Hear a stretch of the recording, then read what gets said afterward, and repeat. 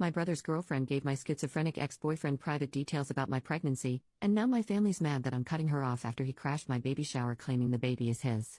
This story needs a lot of background to fully grasp how severe everything is, so buckle in. My ex-boyfriend Jake, 27 male, and I, 27 female, broke up a few years ago. We had been together for over 5 years and were thinking about marriage and buying a house together. In the last year of our relationship, everything fell apart. Long story short, he had a sudden psychotic episode and was placed in a mental health ward, mental health facility attached to a hospital, for his safety. Following this, his entire personality changed and he developed delusions, hallucinations and paranoia which never went away.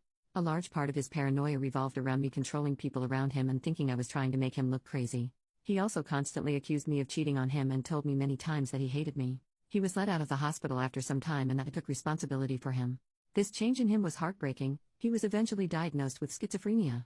I did everything I could to be there for him. I went to all of his mental health appointments and stayed up at night to make sure he didn't leave the house alone. He was prone to wandering out at night when experiencing psychosis. Things became too much for me to handle. He became angry and his paranoia about me made it impossible to help him. He didn't trust me to be close to him, but at the same time he didn't want me to leave his sight as he was convinced I was cheating. When he seemed to be doing a little better mentally, I broke up with him. I waited until I felt he would be okay on his own and helped organize for him to move back in with his parents. I was filled with guilt for that decision, but it was the right choice for me. I was struggling. For months I received no love and was used as an emotional punching bag. I did my best. He wasn't the same person anymore and his resentment for me was intense. Obviously this isn't the full breakdown of his mental health issues, as a lot of the things he went through are very personal. I never blamed him for what happened, but I needed to be happy and did what I needed to do. It was a messy breakup, but it went better than expected. We kept talking for a little while as friends. I think the entire time we kept contact he assumed we would get back together at some point. I continued helping him when I could. When I started a new relationship with my current partner Sam, 30 male, Jake had a really bad psychotic episode and threatened both of us. He accused me of cheating on him with Sam before we broke up, which makes no sense as I met Sam a while after we had broken up, and sent both of us intense messages. I managed to contact Jake's family, who got him the help he needed. Following this, I cut all contact with Jake. It was obvious that we couldn't maintain a friendship anymore. The only slight connection I have to Jake is my brother's girlfriend Jess, 29 female. Her and Jake have been friends for years and have maintained their friendship. She knows the entire background to our relationship and never chose sides. I would say I am close with her. We have always been friendly. It always made me happy to know that Jake still had a good friend to confide in. Shift forward to March 2022. I got pregnant with Sam's baby in January and was 3 months pregnant. I had just told my family and close friends about the pregnancy. I told everyone to keep it quiet as I didn't feel ready to publicly announce it. I was incredibly emotional, nauseous, and in no state to deal with any potential fallout at that point.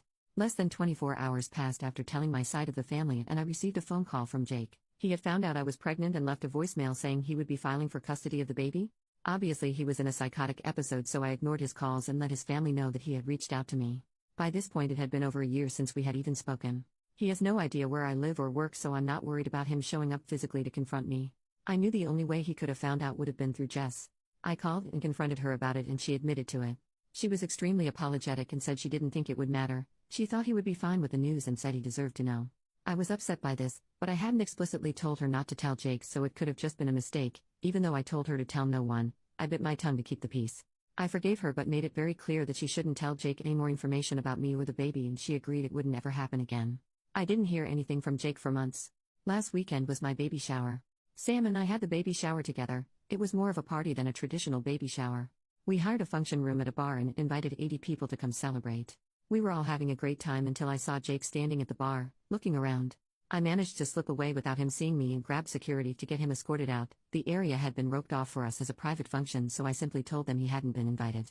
I watched as security approached him and asked him to leave. He was furious and started yelling, demanding to talk to me before he would leave. Sam and several friends went over to him to try and talk him down, but it only escalated. He screamed at Sam, claimed that he was the baby's real dad and that we had never really broken up. At this point I left to hide in the ladies' room until my mom came to let me know Jake was gone. He had eventually left after a little more screaming. I was mortified and we cut the baby shower short. I couldn't stop crying. It's now been a few days and I confronted Jess. She is the only person who would have possibly told him the location and time of the baby shower. I wasn't as kind on the phone with her this time. She admitted to telling him and apologized, but said how could I keep this a secret from him? I was furious and told her that she would no longer receive any news about me or the baby and that I would cut her out of my life. I'm not proud of it, but I screamed at her. I couldn't believe how irresponsible she had been. It wasn't her news to share. My brother called me after and asked me to forgive her. He knew she was wrong, but he didn't think he should also be punished for what she had done. He knew that by cutting her out, I also wouldn't be telling him any news about the baby. In part, he thought I should blame Jake for his reaction and not Jess, that she hadn't known he would show up. The damage was already done and I should let it go. But I honestly don't blame Jake for what happened. He is mentally ill and needs help. It's not his fault, and I know he will regret all of this when he comes back to a more clear headspace. I told his family what had happened and they told me he was readmitted to the mental health ward. He had threatened to harm himself if he wasn't allowed to see my baby. Regardless of whether I think he is at fault, I definitely don't feel safe with Jake now. I have a child to think about, and him thinking it is somehow his is pretty scary.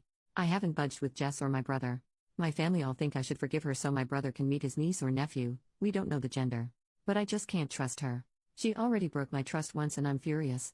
I could have been hurt if Jake had confronted me at the shower. So many things could have gone wrong. I don't know what to do. I'm heartbroken that my brother may not get to meet this baby for a while. But I'm scared that she could tell Jake information about the baby that could put us in danger. My parents and other family members have all agreed not to tell Jess or my brother any information about the baby upon threat of also being cut out. I just don't know how long I can feasibly cut them out before I crack. Sam is obviously on my side with all of this. If it wasn't for him, I would be in a much worse state. Any advice would be appreciated. I'm finding it hard to stick to my guns on this and worry that news will leak to Jess from other family members. My parents were particularly hesitant to promise not to tell my brother when the baby is born. Update: after I made that post, I was overwhelmed by the response from everyone. Thank you for all of the amazing advice I received. It definitely put everything into perspective for me and made me take things more seriously. Decided I should post an update as I received a lot of messages asking what had happened. I received a lot of comments doubting the motives of Jess, and unfortunately you guys were right. So, I had my baby earlier than anticipated. I'm happy to announce that Sam and I now have a beautiful son. He is currently 10 weeks old and was born at 38 weeks. We are absolutely smitten with him and couldn't be happier. Not long after I made my original post, Sam and I moved into a new house. We had been living in a one-bedroom apartment and decided we needed more space for our growing family. Part of our decision on our house was that it was further away from my brother and Jess. Our apartment had only been a 5-minute drive from them, and I felt uncomfortable knowing that Jake could potentially be visiting and we could run into him while walking the dog. I also didn't trust that Jess hadn't told him where we lived. Our new house is now a 45-minute drive away from them, and I feel much safer. We didn't tell them the location of our new home. We had been living in our new house for about a month with no issues. I heard from Jake's family that he was on an extended mental health hold at the hospital as his psychotic episode was not subsidizing and he refused to take his medication. I also warned them about his relationship with Jess and they seemed to take it seriously. They would keep an eye on them and told the hospital that she was not to be allowed visitation with him. My family stopped pestering me to forgive Jess. My mom had a heart-to-heart with me and finally understood why I had to cut my brother out. I didn't hear anything from my brother. Apparently my mom had stepped up and had a conversation with him about the severity of what Jess had done. It broke my heart to push my brother away as we had been so close. But after reading all of your comments, I knew that I had to be responsible and keep my baby safe. Unfortunately, things didn't stay so calm. After a few months, I received a call from Jake. He had finally been released from the hospital and was embarrassed about his behavior at the baby shower. He told me he knew that the baby wasn't his. He cried and asked to speak with Sam. He wanted to personally apologize to him. Sam didn't want to talk to him. I told him I forgave him. I knew it wasn't his fault and that we should move on. I was also very firm with him and told him that under no circumstances would I let him be around me or my baby. If he tried to contact us, I wouldn't hesitate to call the police. He accepted that and our conversation ended. About 2 weeks later, Jake showed up at Sam's workplace, demanding to speak with him. They had a short conversation where Jake broke down in tears and begged to be forgiven. From what Sam told me, he didn't seem to be stable. In his apology, he said, "I'm so sorry for confronting you in public like that. I should have spoken to you privately. Clearly you didn't know the baby isn't yours and you were humiliated in front of your friends." Paraphrasing here. Sam didn't want to provoke him, so he said he accepted his apology and asked him to leave. Sam then called me to let me know what had happened. I was shattered.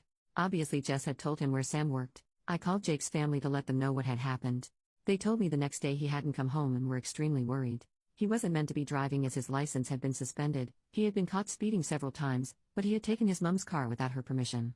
A few days later, he was found by police in a building that was under construction, completely out of it and confused. He had driven 20 hours away from our town. He was taken to the local hospital and placed in their mental health ward. His family flew up to retrieve him. To this day, I still haven't heard any updates on Jake. I assume he is still in a mental health facility. His family always updates me when he is released. After all of that, my brother called me and asked if he could meet up with me for lunch one day. He sounded upset on the phone, so I agreed. We met at a McDonald's. Then he told me all the crazy stuff that had happened with Jess. Apparently when Jake got out of the hospital, following the baby shower incident, he had shown up at their house to see Jess. My brother was really worried because he could tell that Jake was in a manic episode. He kept an eye on Jake while he visited and noticed that he was being extremely touchy-feely with Jess, who started to seem flirty with him as well. It made him really uncomfortable, so he made an excuse about him and Jess needing to go to a friend's house. When Jake left, him and Jess had a massive fight. He confronted Jess about the flirty behavior and she was extremely defensive. She flat out denied that she had been flirting or that Jake had been touching her at all. My brother decided to drop it. Not long after, we later realized this happened on the same day that he had gone to Sam's workplace. Jake showed up at their house again, but this time Jess was at work. My brother works from home. Jake told him that he was in love with Jess, confessed that they had been sleeping together, and showed him a bunch of text messages between the two of them to prove that he wasn't making this up. My brother asked him to leave.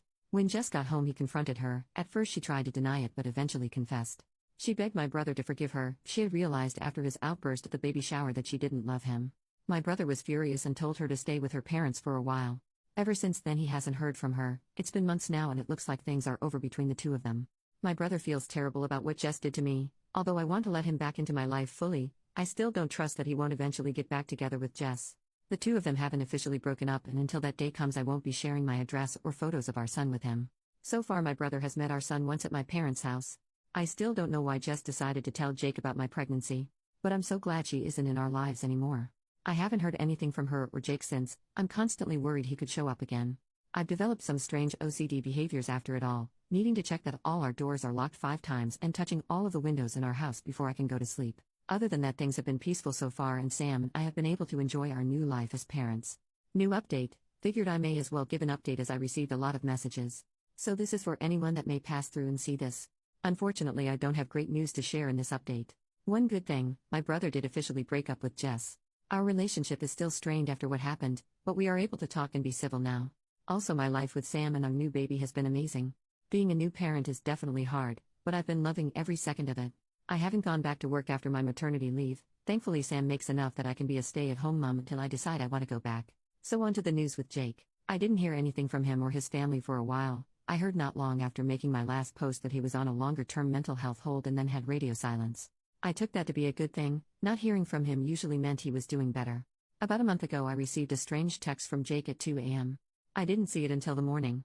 The message made no sense. He was talking about seeing someone who came back from the future, that he was being followed and needed to hide. He mentioned the movie director Christopher Nolan and how he had seen hidden messages in his movies and he was going to win $1 million with numbers that were hidden in his movies.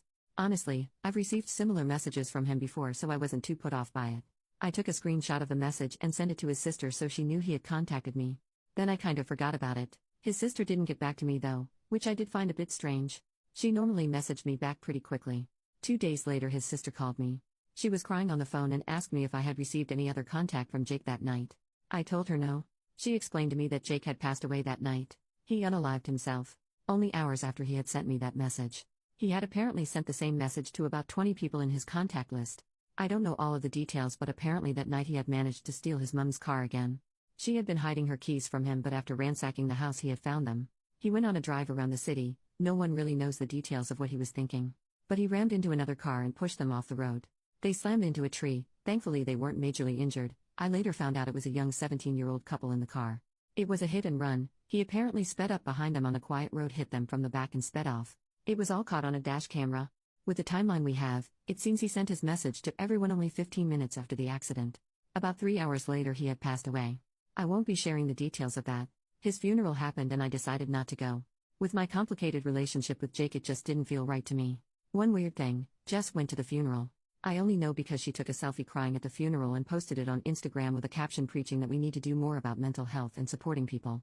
I was disgusted. It was incredibly hard to hear what had happened. I'm still processing it all. I feel guilty to admit this, but I also feel a sense of relief that my family doesn't need to be worried anymore. I do miss him though. I think I already grieved him when he changed in our relationship. It's hard to know he is physically gone. I can't even imagine what his family must be feeling. It's difficult for everyone involved.